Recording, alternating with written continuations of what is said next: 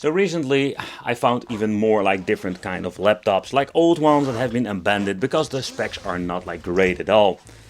But also when it comes to repairing these things, it can be a freaking nightmare. But nevertheless I picked up a couple of them for fairly cheap, and I think it was even one I get for free. So this version, the Dell that you can see over here, is a working version. It's a very old, let's say i7 first generation. But there's even more. Not inside of this bag, but I got more of them. And in this video, okay, crap, do that again. So in this video, that is what I wanted to talk about. Old laptops, turning them into retro portable emulation machines. Because these things are maybe like out of date, you cannot really use it with Windows 10, 11 or whatsoever is coming out. But there are still many cool things you can do with it. Besides like throwing them away, why should you do that? It's absolutely like not e-waste. For example, this i7 isn't very powerful like when it comes to emulation. Maybe not like your latest mini TV box, whatever thing, but you would be surprised what you can do with this. The same goes with this old Dell. I have been using this thing for some time for retro gaming, Windows XP for example. That's one of those cool things you can do with it. But also when you're going to slap some Botacera on it, oh boy, I can tell you, you will be surprised what you actually can play with this. So we have basically two completely different like laptops. The left one is a dual core, an old school one, and this is like an i7 first generation. But this particular thing, that is what I really like. Both of them have like the pros and cons, but let's get into the Dell first. My version is not in the best condition. I must say that my laptop battery is still working though, so that is not the problem. The main problem is like my keyboard is, oh man, it's just completely messed up. The locking mechanism is also broken off.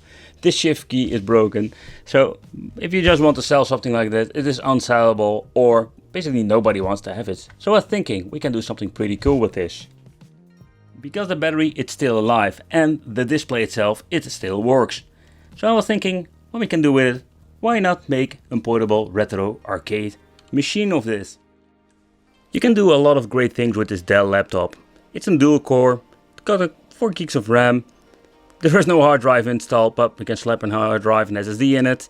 It got built-in speakers, but in the end, if you're looking at the specs, I was thinking, hey, why not installing Botacera and let's play some retro games on the go. Because now we're having a device that basically have the display, we're having a controller that we're using external, and we're having some speakers. The display itself is not the highest resolution, and also it's a 15-inch if I'm saying it correctly. But I was thinking, for retro games, it's more than enough. And if you're just on the go and you want to bring all your games with you, this may be a really cool way. So let's talk about the Botacera and let's see what we're going to get with this when it comes to emulation performance. Okay, but this is not a tutorial, but what I wanted to tell you is like the ways we can play. We can use an external hard drive, 2.5 inch or in 3.5, they are really cheap and they're having big capacities. Another thing is we can use a thumb drive. This is a very small one from SanDisk, but you also can get yourself a bigger one. That one is maybe cheaper. And the last option what we're going to get is a CF card, because some of these devices has the option to boot from a CF card. Maybe it sounds crazy, but these are just the 3 ways, and of course you can use this thing in combination with a card reader.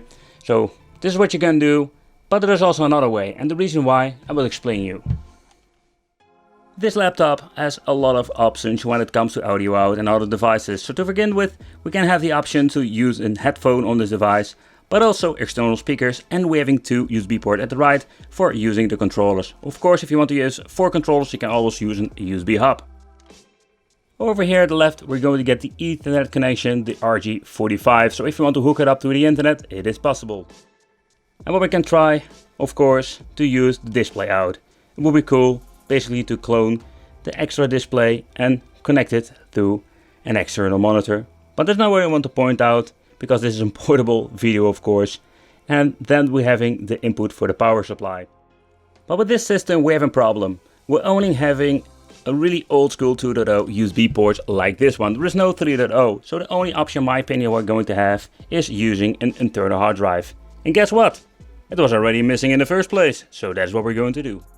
So with the Dell Latitude, the only thing that we need to do is slide in the hard drive with the Botacera firmware on it, and we're ready to go. So let's boot it up and let's see what we can do with this bad boy.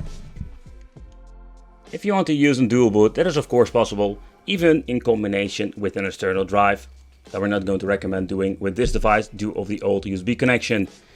Okay, so I replaced it. The only thing I need to do is boot it up. If you have any issues, you can always go to the configuration system. Yeah, that's it. Nevertheless, let's boot it up. Let's get some Linux Bottle Zero running on this device and let's have some fun. Oh, damn it, the battery's low. Didn't charge it enough. I'm set. Let's go.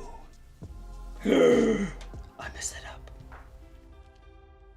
Alright, so the system is booting up. Everything works like a charm. Just doing a quick overview of the Bottle Zero software, what you can do with it. And of course, let's test some games and let's see how far we can push this old bad boy. So in this video, I am going to use myself the Chinese controller I've got for the Super Console X. But I also can use like an Xbox 360 controller. There are a lot of great controllers you can use with Bottle Zero. So let's plug in this bad boy and let's see what we're going to get. Alright, so I'm using this for the first time, or this controller on this image. So what we need to do is configure it. So if everything goes like it should be, you're going to get this configure input. The reason why, because you need to set it all up. What you're going to get is basically this setup list. It says what kind of button you need to configure. Now we're going to have the D-pad, for example, up, down, left, right. Start, select. Now I choose A, B, X, Y. We're having the analog stick. Let's check the shoulder buttons, the buttons here, and of course set the hotkey if you want to go back to the menu. I'm pressing back for this. Press A.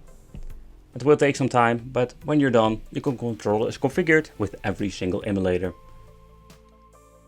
The device you see over here, it's not an IPS very high definition full HD 4K display. This is just a really old school retro way. And maybe even we can disable the bezels if we want to. Not going to do that in a video, just going to leave as is. But for an old school 15-inch display, non-IPS, doesn't look that bad. So when it comes to a really old piece of technology, I'm going to tell you, and it will surprise you in many ways, because this device is capable of running a lot of stuff that I didn't even realize. What I do like about this is that we have the option to bring this thing with you. You even have the indication of the battery in the right top corner.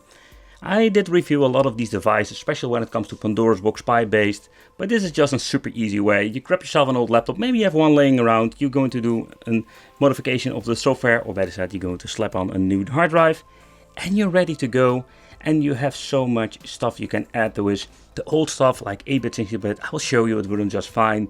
Arcade, same story. But when it comes to high performance stuff, PlayStation 1 and 64, this is what I wanted to see and just to check out what you're going to get. So that's what we're going to do today.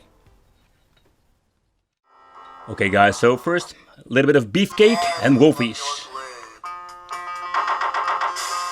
And this is how I feel in the morning. Just kick him in the balls.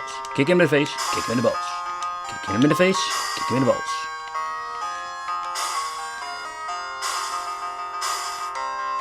Beefcake.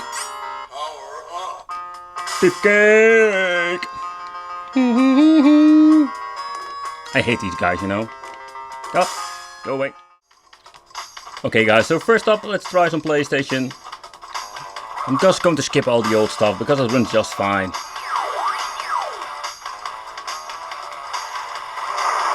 Get into the bubble! Crash, crash, crash. Oh, do shut up.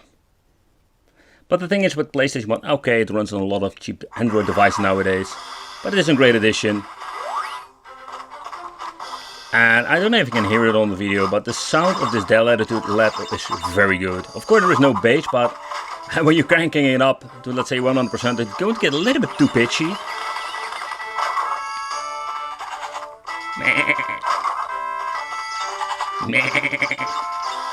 Talking to my goat friend. Ooga booga bear.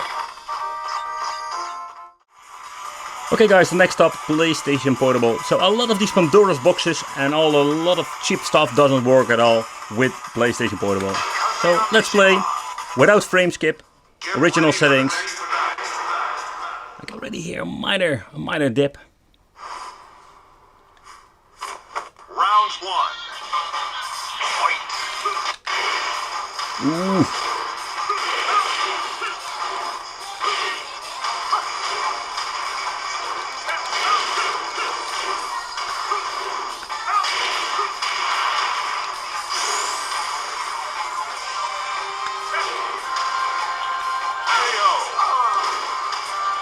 So far so good. Round 2. Fight. Of course, like when you're looking at the Tekken 6 game, this is not the most demanding game out there. Sadly, I couldn't get God of War to work, because that will be like the ultimate test.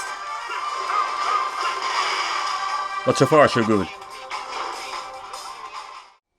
Next up, let's try a different game, different system. This is a really demanding game, so I'm curious how this will work out.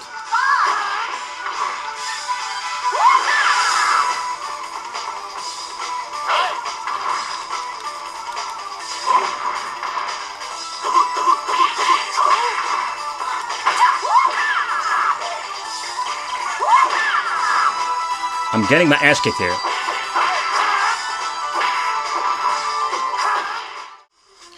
The first time booting up the game, I had a little bit of problems due of FPS dips, but when playing through the game, it should be working just fine. It's all still running 100% perfect speed, but it is better playable than most, let's say, cheap Android boxes.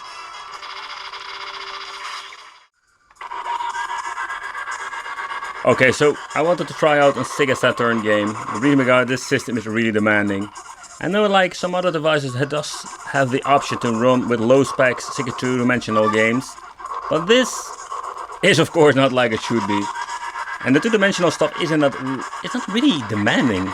So if this doesn't even run, forget about PlayStation 2, forget about Nintendo GameCube. I can say that PlayStation Portable and Sega Dreamcast is pushing this device to the limit. We just need to have some better specifications.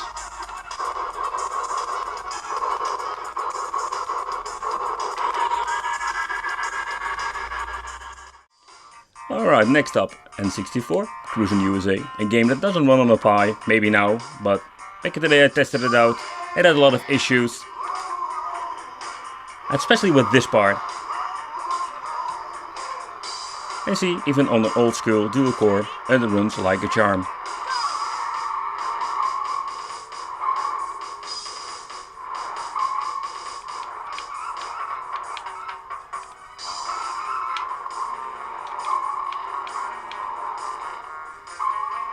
No hiccups, nothing.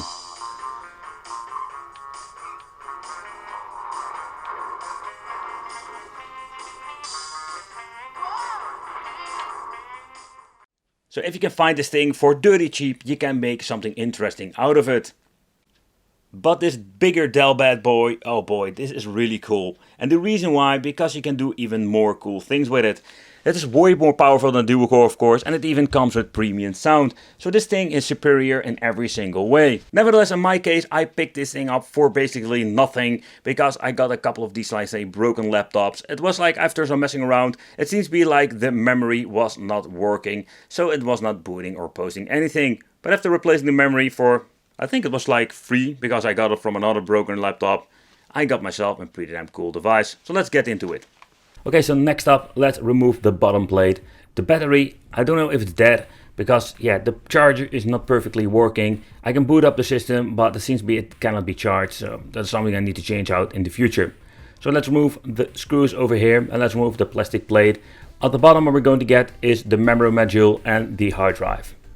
But okay, so I was surprised to see when I was opening up, nothing was in here. So what I'm guessing is the following thing. They wanted to get rid of this laptop because it has some issues with the RAM. That happens a lot, and when the RAM is like faulty, we're going to get some weird blue screens, or basically it just gets frozen in the middle of operation. And so I got myself some used memory banks, DDR3, the ones that need to be in here. In total 16 gigabytes, so we're going to have more than enough for also installing Windows if we want to. There was no hard drive. I completely understand they always remove those for maybe backupping the files, stuff like that. Or maybe they were naughty. So the next thing that we need to do with Bodhishira is downloading the image, because we're going to get a lot of different versions. Take consideration with this, we're going to need the x64 edition. If we're going to use this on a very old one, there is even like an image for everything, including old school retro PCs. Think about the Windows XP era. So Bodhishira is a very interesting piece of software that we can use on many different platforms, as you can see over here. But okay, so the first thing that you need to do is download the image and make yourself a hard drive, USB stick. But let's talk about it first, what ways you can go. because that is the interesting thing about Bodhishira and the way how you're going to use it. Okay, so what I mean with using it, there are basically 4 and more ways to do so. To begin with, we're going to use a 2.5-inch drive. What you can do basically is get yourself an SSD. Depending on what you want to install on the Bodhishira image, SSD are getting affordable, especially like the 512 gigabytes. But if you're going to get 1 tera and above that, it's going to be very expensive. So that's something you need to take consideration, or just use yourself a normal platter disk. These things are dirty cheap nowadays, so you can get yourself a 2 terabyte for not a lot of money, and you can slap a lot of files on your Bodhishira image. So that's something you just need to take consideration for yourself, which way you want to go. Then we're going to get the thumb drive. The downside to my laptop I'm using now only got the USB 2.0, so the 3.0 stick I'm owning here is not going to get the full potential and full speed, so loading times will be significant longer, and it's not something I recommend doing in this case. You can always get yourself a bigger hard drive, but a hard drive like this will not fit the laptop, so you need to have an external closure. And again, we're going to get the same problem, that we cannot use it with 3.0, so we're going to get lower speed through the USB, so not convenient. Okay, nowadays we're going to get this plug and play kits. Take consideration if you're going to get yourself like an enclosure with a hard drive. Same problem, we don't have the fast speed for it. So I think the best thing is just build yourself inside the machine itself. Because using 2.0 with an USB drive, nope. So what we're going to do, we're going to use ourselves a platter disk because they're really cheap, 2 terabyte, and we're going to use, of course, the bracket that was missing with this too, because also that was missing, and we're going to slap in this hard drive. Bodhishira has been set up on the disk itself, and let's see how far we can push this i7. But before we can do that, let's do a little bit of a nerdy time, and let's talk about the specs, what I'm actually going to get with this laptop. Okay guys, so let's take a close look at the specifications. The brand is Dell, type the PP39L. The CPU is an i7 740QM that has a clock speed of 1.73 GHz, 16 GB of DDR3, monitor is 15.6 inches, and we got a resolution of 1366 by 768. Okie dokie, everything has been set up. I'm going to use myself the Xbox 360 controller because I already have been set up with my Bodhishira image. I really love this controller because it's a good compatible with many different systems. Okay, so the monitor itself, it's a normal resolution, like not full HD. It's going to be like an old school one, but it looks still very nice in combination with the sound. It's going to be freaking fantastic. I think even for this old laptop, it is an i7, the first generation, but I'm curious how far we can push it. So don't expect PlayStation 3 emulation. That is something that will not happen on old specs like this. But I think this is just a really cool, I say, all-in-one solution. Okay, next up, let's try the Atomus Wave. This system doesn't run on cheap Android boxes. So I think about Super Console stuff like that, it costs around $100. And we can play it without any problem on this old school laptop. Another system that runs pretty good is MAME with Killer Instinct. And Raspberry Pi 4 has a lot of issue running this, but an old school laptop has no problem whatsoever.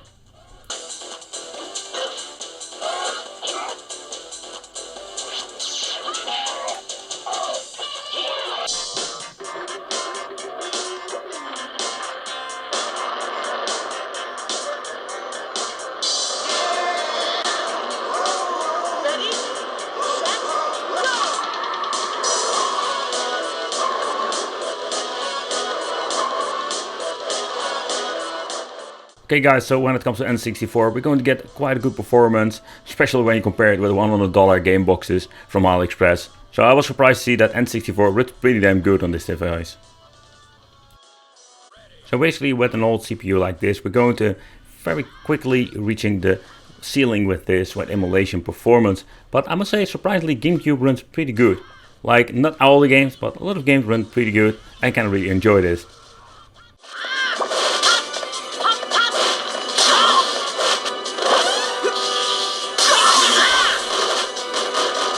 But sadly, when it comes to Sega Saturn, then we're going to get again a bottleneck, because this game doesn't run that great. 3-dimensional Sega Saturn games with the Yabas and Zero, you need to have quite a lot of power nowadays to run these systems. Yes, yeah, and this old CPU i7 is not powerful enough. But there is a bright side, because if you're going to play some 2-dimensional games, then we're going to get better performance.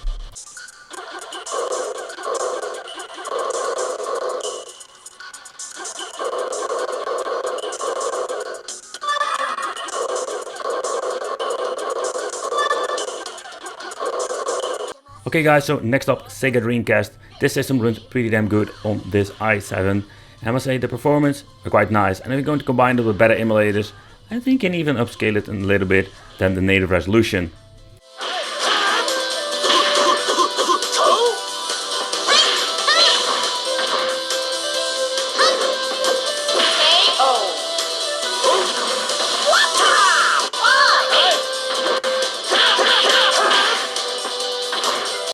Okay, next up, PlayStation 2, and sadly not all the games run perfectly, and the main problem is just we don't have enough power for this.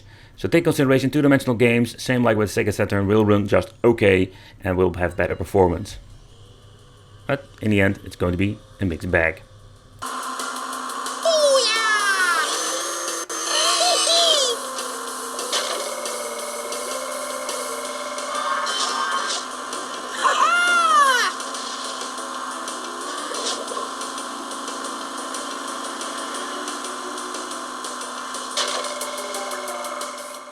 But what is pretty damn awesome that PlayStation Portable is running very well on this laptop and looks amazing, and maybe you can even upscale it a little bit more. More than many games like God of War will have some struggles, and I mean like you will run it on 2x resolution, but it's very demanding, and even with this i7 first generation it's not powerful enough in my opinion. You can buy like a cheap laptop from eBay or one from your thrift shop. Maybe you can get one for free if it's broken, or maybe somebody don't really uses it. Like take consideration, like with Bodacera, you can do so many cool things with it. And even the performance with like a dual core is better than your typical like Gamebox or Super Console X you're buying from AliExpress. Let me know in the comments what you think of this. I want to thank you for watching. Consider subscribing, hit that little bell, and it would be great to see you in the next video.